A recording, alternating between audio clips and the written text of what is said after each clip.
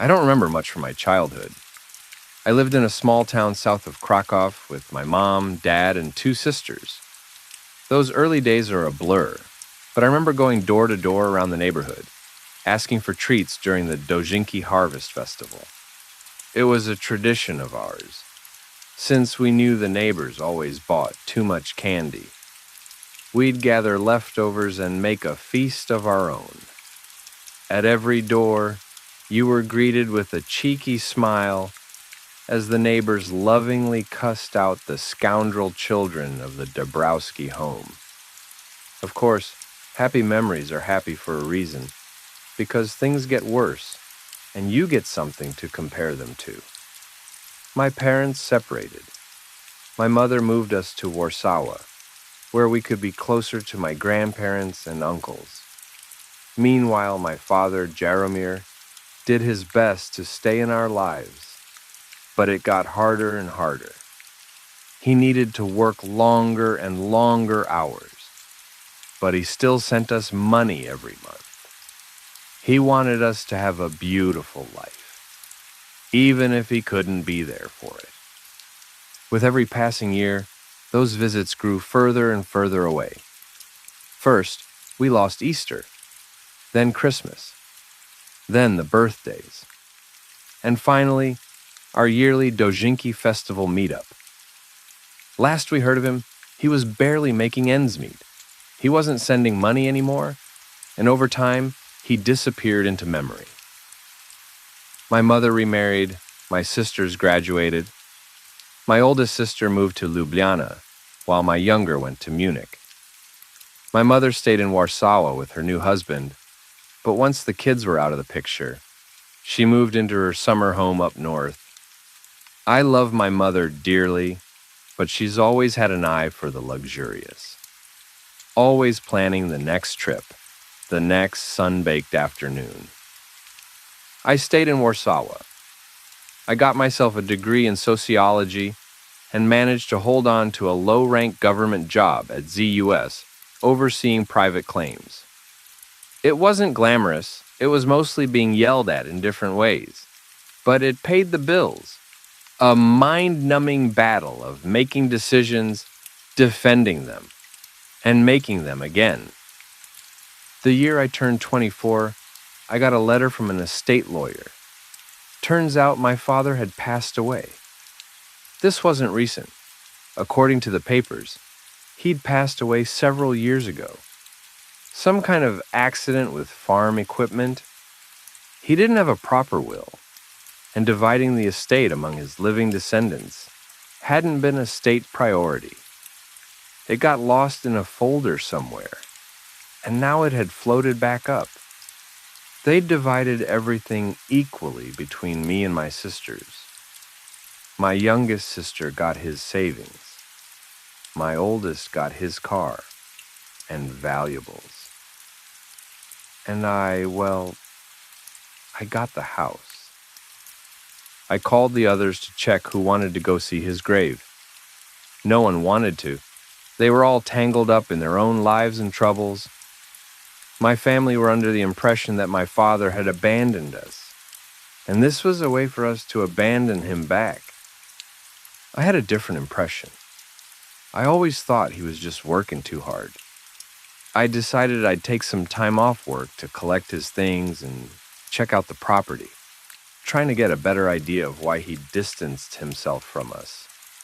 And maybe I could get a better picture of my early life, that time where I was greeted with a smile rather than a complaint. It was a long drive. The roads out there aren't the best.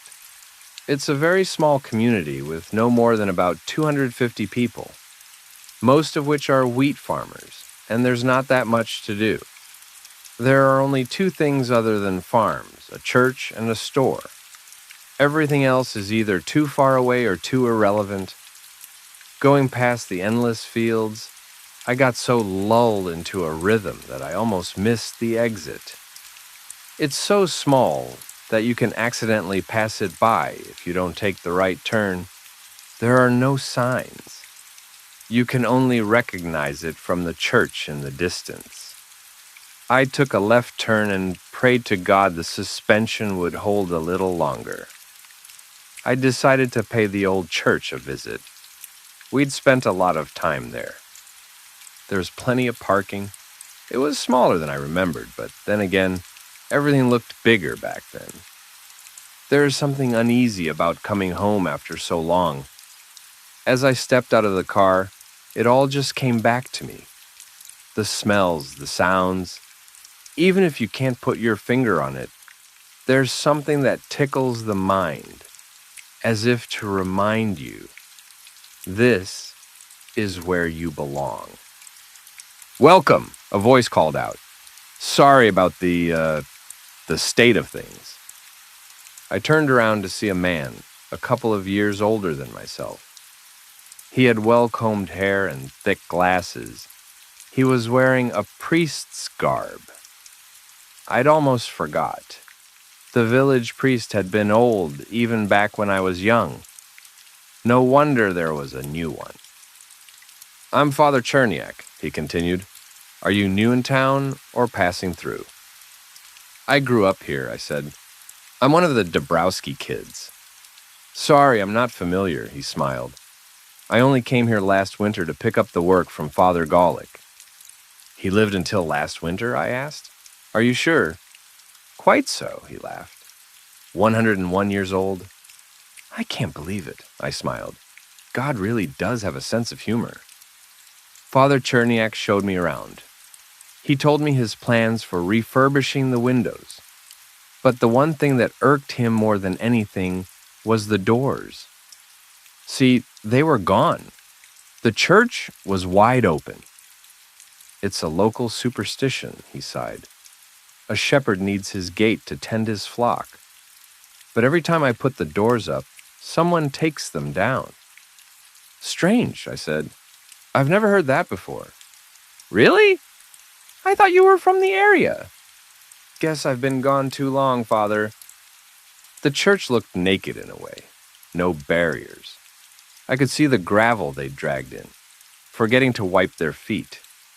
Father Cherniak had tried to put up some curtains, but the wind had torn them down piece by piece. Before I left, he showed me my father's grave. It had been vandalized. The headstone had tipped over, and there were no flowers. I promised myself to make it a little nicer before I left, but I didn't understand.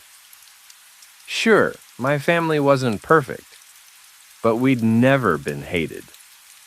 This grave looked outright despised. I thanked Father Cherniak and made my way across town. I wasn't prepared for what I saw. All through town, there were these wide-open houses just like the church.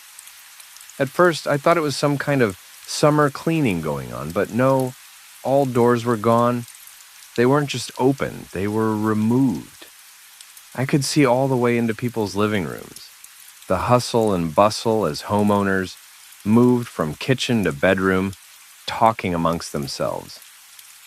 I slowed down and looked a little closer. Not a single room had a door, not even the bathrooms. A couple of them had curtains or insect nets put up, but no doors. House after house, completely open to the elements. A couple of them had welcome mats by the windows in their living rooms, as if to show that this was the way to enter. A couple of them had completely bricked the entrances where their front doors used to be, sealing it. Sure, small towns can get a bit quirky, but I'd never seen anything like this. I pulled up to an all-too-familiar driveway and gasped. I couldn't recognize my home. It had been vandalized. Every window broken, every door removed. I could see rats scurrying around. Walking around the property, things got even worse. There had been a small fire in the backyard, spreading to the outer wall of the kitchen. It wasn't completely burned down, but you could probably punch straight through with little effort. And finally, on the far side, neon green spray paint reading Sin Diablo, Son of the Devil. I couldn't believe it. They'd even clipped the chains off our swing set, leaving a rusted metal skeleton. It looked like someone had tried to start a tire fire, but couldn't quite get it going. I had a hard time even picturing what it used to look like. There was this bottomless hole forming in my stomach, where every smile I remembered seemed like a cruel taunt. Something must have happened. Something I'd never even heard of.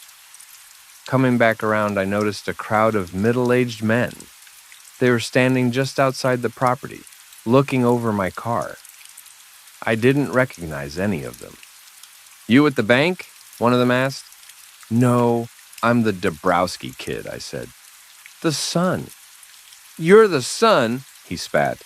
"You want to join him in hell? Is that it?" "You know who did this?" I snapped back, pointing at the house. "Was it you?"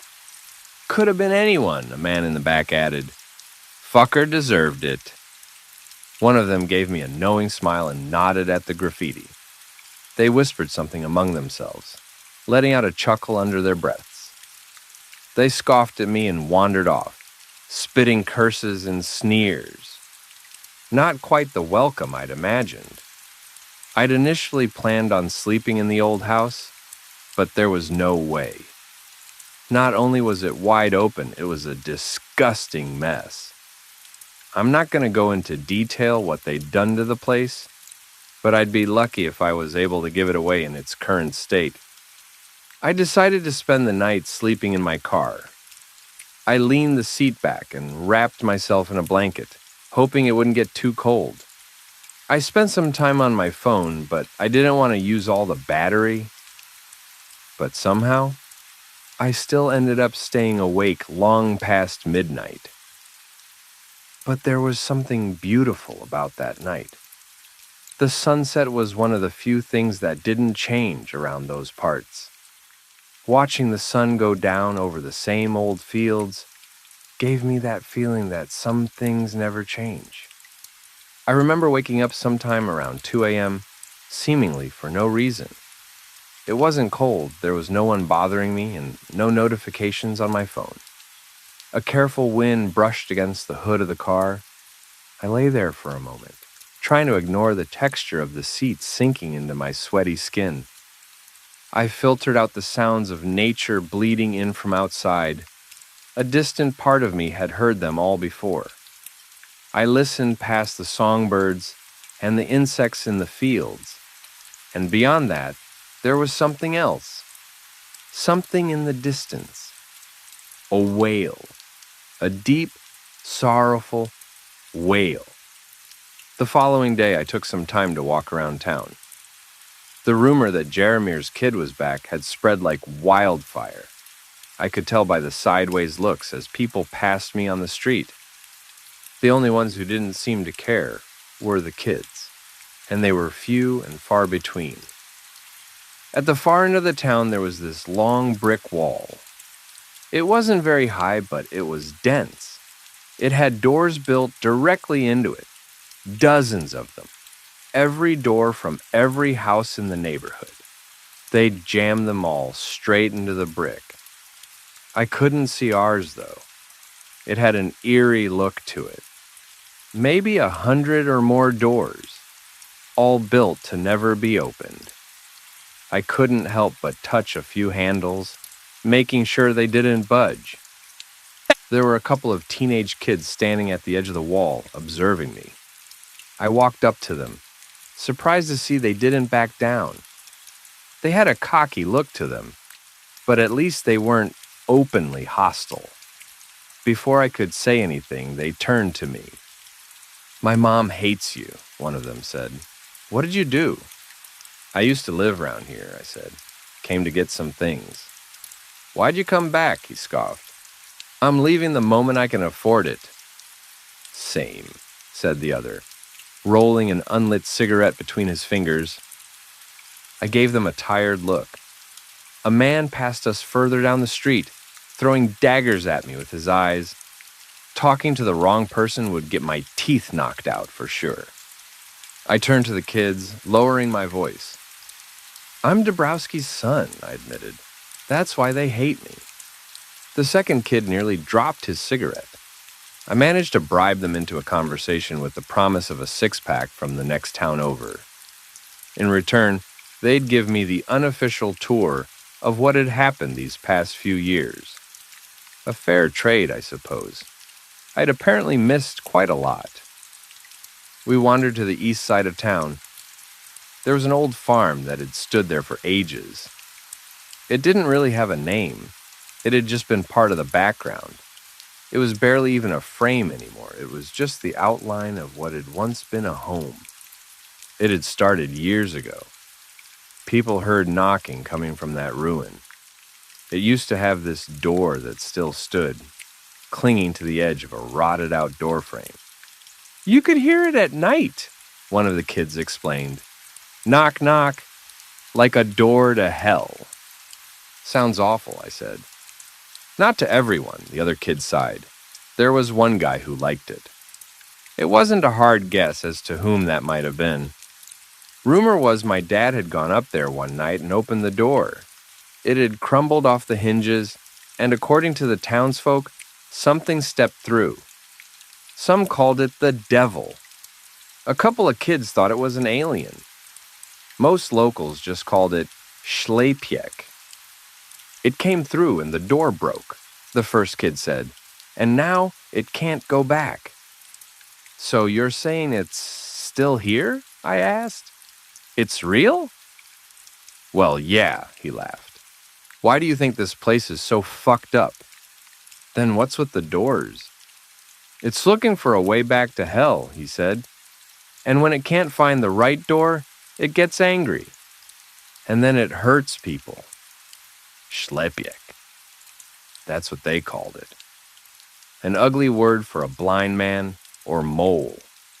They like to call it that because of its terrible vision, mistaking every door for the one it was looking for.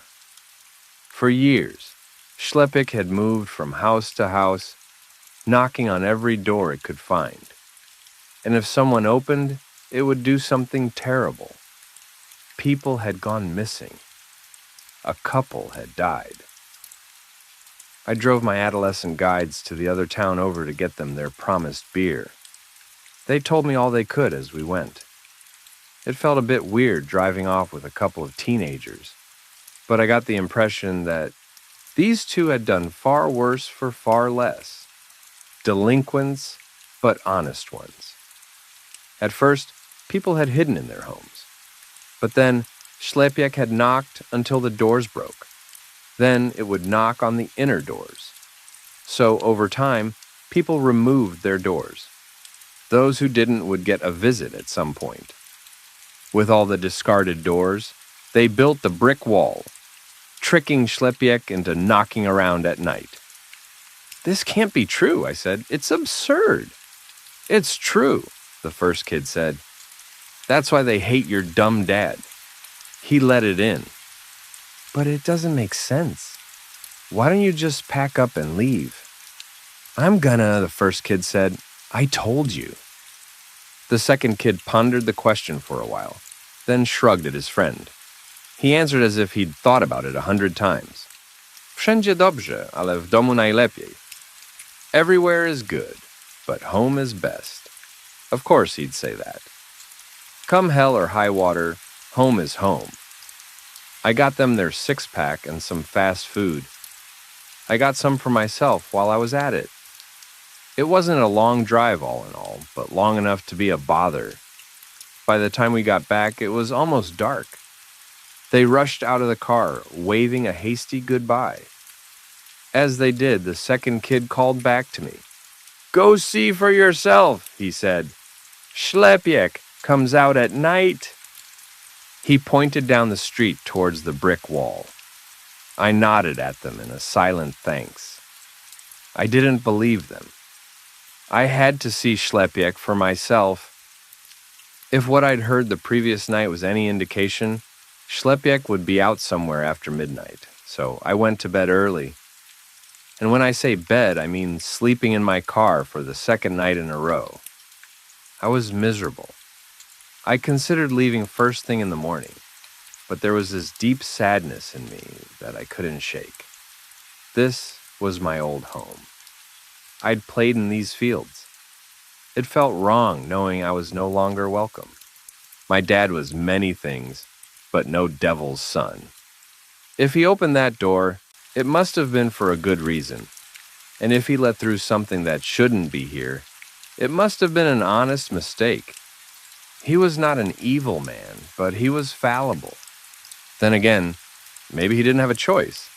Maybe Schlepjek didn't give him a choice either. I must have nodded off at some point. I forgot to set an alarm, but I still woke up at about 2:30 a.m. I considered going back to sleep, but I decided to have one last look around town. I'd promised myself I would. So I got out of the car, stretched, and listened. It was easier that night. There was a noise that cut straight through the ambience. That wailing. It was clearer. Even in the dark, I could tell where it came from. The houses had turned off their lights, leaving the streets lit up with nothing but the moon. Still, I knew those streets. I could follow them in my sleep. I made my way to a dirt path, leading me past the two houses at the edge of town and straight to the brick wall. At that point, I could hear it clear as day. It was a man wailing at the top of his lungs, crying his soul out, bawling like a child. I could see the brick wall in the distance. The sharp contour of the bricked-in doors stood out against the moonlight like a long, flat, abstract painting. And in the middle of it all, there was a dark silhouette. It looked like a man, sort of. I couldn't really tell what he was like. He had a bulky jacket on. He was pulling on one of the doors, smacking it over and over with a closed fist. It was the same pattern, over and over. Pull, smack, smack. Pull, smack, smack. And in between every attempt, he jerked his head around, crying desperately. I considered walking up to him. This wasn't some kind of devil. This was a heartbroken man. As I took a few steps closer, I noticed something in the corner of my eye. A light. I turned around only to notice a small flashlight coming from one of the nearby houses. They were filming me with their phones. Looking closer, I could see two little heads peeking out, shaking their heads in a certain no. Turning back to the brick wall, I heard a sudden crack. The man had pulled one of the doors straight out of the wall. It came loose. He set it down next to him and with one hand pushed it downward. He didn't even have a good grip, but with a single hand, he broke the door into pieces. The wailing turned into a scream. Rage. Unfiltered. Unhindered. Rage.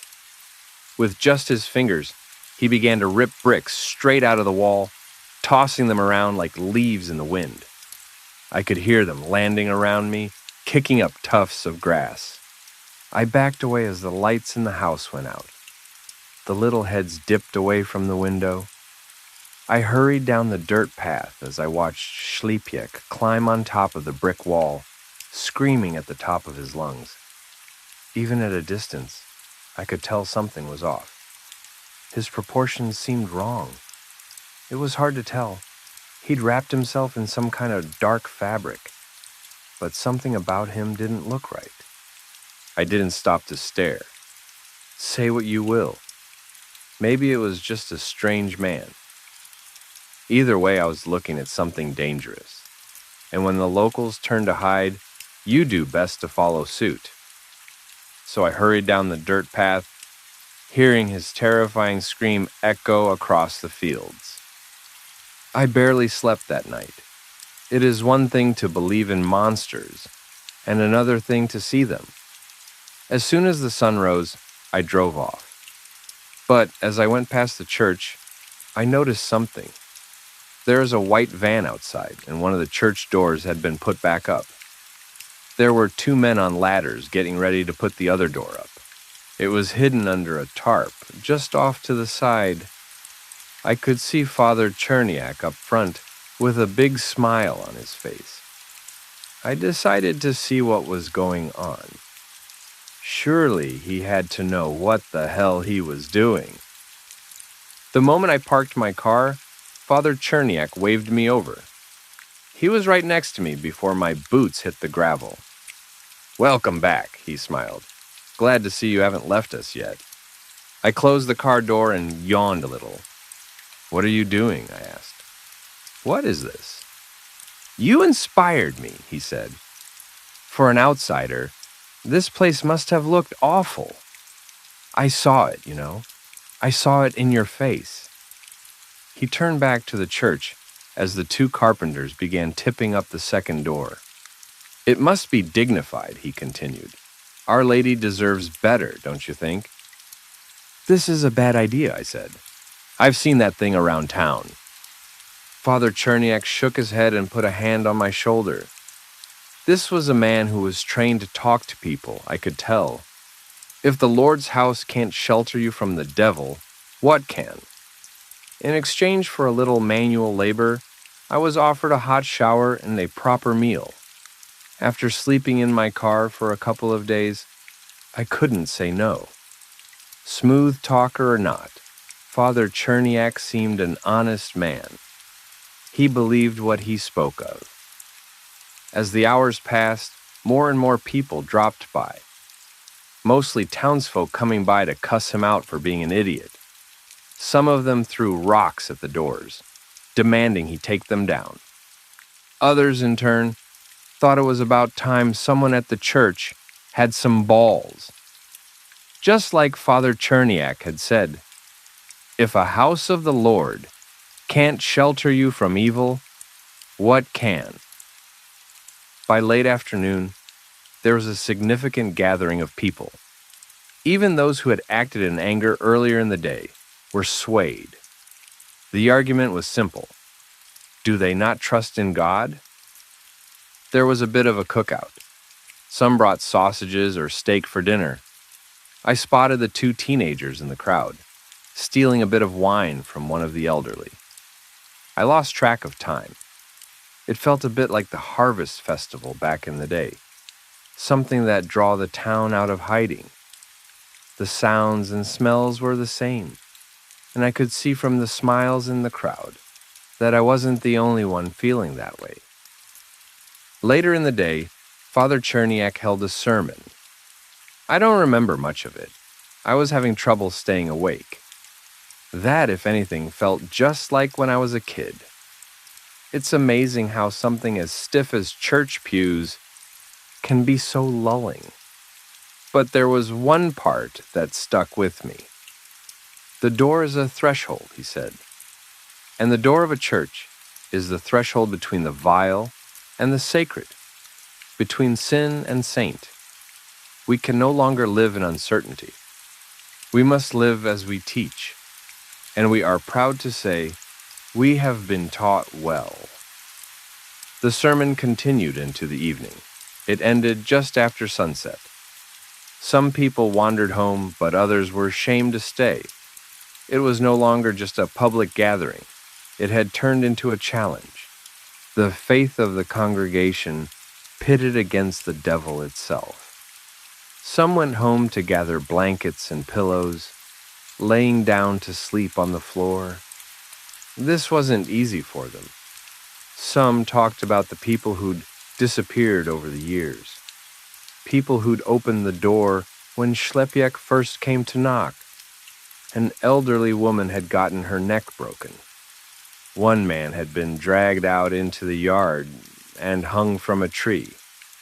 Another man had been mutilated. "It pulled his arm right out of the socket," they whispered.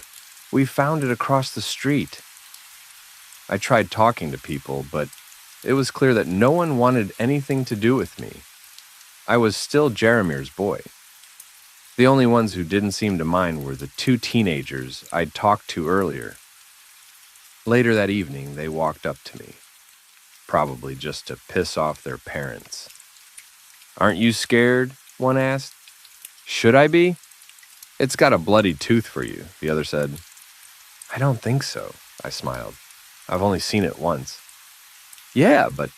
They quieted down, looking at one another, then back at me. I was missing something. Your dad, they said. Schlepiak got him. Did no one tell you? They hadn't. Turns out, it wasn't malfunctioning farming equipment that had killed him years ago. It was Schlepiak. My dad had been the first victim on the list. Most of the villagers had considered this a sinner, getting his just reward. Others figure that if you play stupid games, you win stupid prizes. They'd found him tangled in the swing set, his body broken and mangled. The kids left me alone with my thoughts for a while. They could tell I wasn't all there. It was one thing to have him dead, but to die in such a horrifying way was unthinkable. I could barely picture him in my mind, and now there was a new image vying for my attention. Rattling chains, dripping blood. But there wasn't much time to think. As the clock passed midnight, someone came knocking. The church fell silent. Something pulled on the handles. 2 smacks. Pull on the handle again. These doors were massive, and the hinges had just been reinforced, but I could still see them struggle. Father Cherniak took a deep breath. As the congregation fell silent, he spoke aloud. "This is no place for sons of sin," he said. "There is nothing for you to corrupt." It all stopped. We all breathed a sigh of relief, but the 2 teenagers didn't look too convinced. They'd huddled up on the far side of the church. There was an emergency exit in one of the side rooms. The door moved again, this time with more determination. The handles were pulled even harder, and the smacking made the entire slab of wood crackle like a sinking ship. Then, the wailing. The loud, desperate wailing. As soon as I heard it, I could see the color drain from the congregation's faces. The door was pulled back and forth, back and forth. A chandelier started to shake. "The door's coming down!" someone called out. "It's coming down, now!" Father Cherniak tried to calm them, but it was too late. People flooded the rear exit of the church, trying to get away. I was pushed aside without much thought. If the Dabrowski kid bit the bullet, all the better, as far as these people were concerned. "There is no sin in the house of the Lord," Father Cherniak yelled. "There is no sin. The devil can laugh and jeer as much as he likes, but there is no place for his evil." But thoughtful words can't stop a broken door. Schlepiak wasn't deterred. The doors came down. There was a pause in the air as they fell. The air swept through the room, blowing out most of the candles among the pews. As the doors hit the ground, the crowd panicked. Most of them were already on their way out. People screamed, others cursed. I was in the far back of the crowd, and it was clear I was never going to make it out without being crushed. I settled instead for hiding among the front pews, hoping the dark would shield me. I could barely see Schlepiak in the flickering candlelight. His right arm had grown out of his shoulder blade, and his left arm was so long that it scraped against the floor. He had a sort of hunchback pose, but there was something that kept moving on his back, fluttering, like a shivering membrane. He wasn't wearing a coat. He just wasn't human. He looked like something vaguely trying to resemble a human. Even Father Cherniak ran, hiding behind the altar. Schlepiak rushed through the room in a messy gallop, knocking over pews as he went. They didn't even slow him down. When he got to the side room, people had already run screaming into the night. Schlepiak couldn't catch them. Instead, he settled on throwing things across the room, tearing down whatever he could reach, and breaking whatever he could lay his hands on. His wailing had turned to rage, and he was out of control. I was laying flat on my stomach, crawling away. Father Cherniak wasn't so lucky.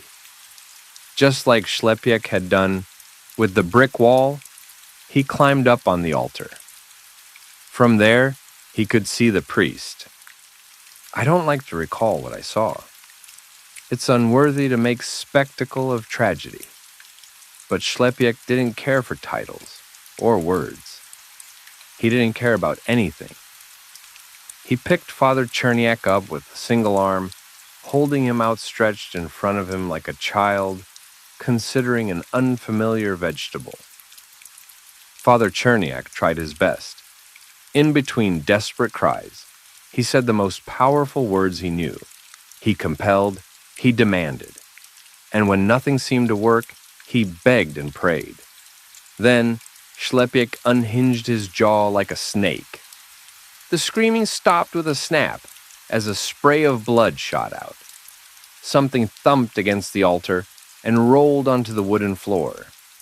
A pair of glasses clattered against the ground. Schlepiek spat and coughed, picking tufts of hair from his teeth. He let the body slip from his grip, drooping unceremoniously to the red carpet. I remember crawling. I crawled as quietly and carefully as I could. Schlepiek was big, but his footsteps were light, like he was tiptoeing everywhere he went. I didn't notice he was behind me until his shadow drowned me. I rolled around only to see his vast shape towering over me. He must have seen me. There were still a couple of candles. For a moment I saw his face, a half-made gray thing with black, inward-leaning concave eyes, a faint shimmer, like scales from a fish, a human mouth with an extra mandible, a twitching nose, adjusting to the smell of burnt wax and blood. Viscera still dripped from his strange lips. Then he grabbed me, carefully, slowly. I closed my eyes as I was pulled in closer. He looked at me. He looked close. I could feel the heat of his mouth. Perhaps I'd be tastier. Then he made a noise. I can't put my finger on what kind of noise it was, but I'd never heard it before. A squeal, perhaps. A confused rattle. He put me back down. I opened my eyes as those large black eyes turned away from me. He was leaving. His rage subsided. As he dragged his long arm across the floor, his wailing bubbled back up. But it wasn't as desperate. It was confused. The effects of the attack was immediate. Some went to get their hunting gear. Others were blaming the priest, saying he wasn't holy enough. Others were leaving town entirely. After all, if God couldn't save them, they had to save themselves. I made my way back to my father's home. There was so much he'd never told me, and it was too late to ask. I had no idea what kind of mess he'd been wrapped up in, but I couldn't stand by and wait for it to blow over. If this was his fault, if all of this was his fault, I'd gladly join the others to spit at his name. But I couldn't do it without knowing for sure. I had to be sure. I went room by room, pulling out drawers and kicking over boxes. I threw around moth-eaten clothes. I tipped the bed. I dragged down the wardrobe, crashing it into the wooden floor, hoping I could find something, anything, to answer my questions. Finally, I ran out into the backyard. I saw the stains on the swing set. I remember him pushing me on it, making the chains creak as I went higher and higher. But now that noise meant something else, something dark, an image of a broken man wrapped in a forgotten toy.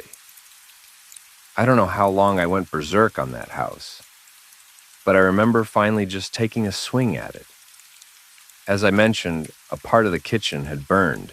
You could punch right through it. So I did. Turns out there was a secret panel beneath the kitchen sink. I didn't register it at first. I just thought I'd hit a second, harder wall. But as I calmed down and looked a little closer, I realized it was a small compartment under the sink. I'd punched right through from the outside. I sat down flat on the wet grass, feeling it soaking into my jeans as I dug around. There was a box. Most of it was tainted by rats. Part of it was burnt, but there were little bits and bobs that I could make sense of.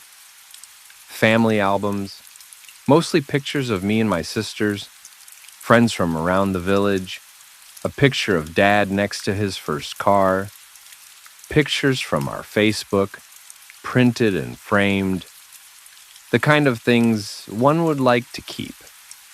Then the pictures stopped. No more dates, no more birthdays, nothing. But I kept turning the pages, and in the back there was something else. Other pictures, notes, pictures of a door with a text written on the back. It's not screaming, it's crying. Little notes on the margin, saying it was afraid. It was lost. That no one listened and that no one cared. There were no more pictures, but there were notes. He had to get out, wants to stay. He hunts elk in the forest, brings it to me. There's nothing left for him. I understand. It told a story of my father trying to help something that didn't belong, something from another place. They shared meals and kindness, trying their best to find common ground. This had seemingly gone on for months. It spoke of spring and later, winter. I will let him sleep in the house, the final note said. Maybe it can help his night terrors. Something must have happened. A dangerous creature like that, inside a small house. Maybe there was an accident, a misunderstanding. Maybe it strung him up by the chains to make him look alive, like a puppet. Either way, I was close to an answer. Maybe I was looking more like my father than I'd realized. Looking back at it, I felt like a sleepwalker. I wasn't thinking clearly. Maybe it was the adrenaline. I walked around in a daze, making my way back into town. It was quieter now. Many had rushed to their cars. I followed the dirt road back to the brick wall, and I found him. Schlepiek, wailing weakly, tapping against the bricked-in doors, pulling a little on a handle, hoping against hope that something would happen. He wasn't angry when I approached. He was confused. I had to make him understand, to see the truth of things. So, despite everything I'd seen and everything I heard, I decided to trust my instinct. My father had made many mistakes, but he was no fool. His mistakes were honest. So, if this was a mistake, I prayed to God it would be an honest one. Follow me, I said. This way. Schlepiek had feather-light steps. I could still hear commotion around town, but it was all swallowed by that soft wailing. Schlepiek couldn't stop himself. We made our way to the cemetery, to the overturned headstone and the overgrown lot. I tapped the ground, looked at this creature, and said it as simple as I could. Here, I said, Father. Perhaps it understood me. Perhaps it didn't. But it could rip out handfuls of dirt, like if it was nothing, and it did. It took a long time, but not as long as it should have. My dad had not been buried deep or well. Just as no one had cared for his funeral, no one had cared about his resting place. It didn't take long for Schlepiek to make his way down. And as his hands hit the casket, I looked down to a curious sight. See, my father had died poor. So poor that they hadn't put much effort into his casket. It was more like a box, and the lid looked familiar. Looking a little closer, I realized it was a door.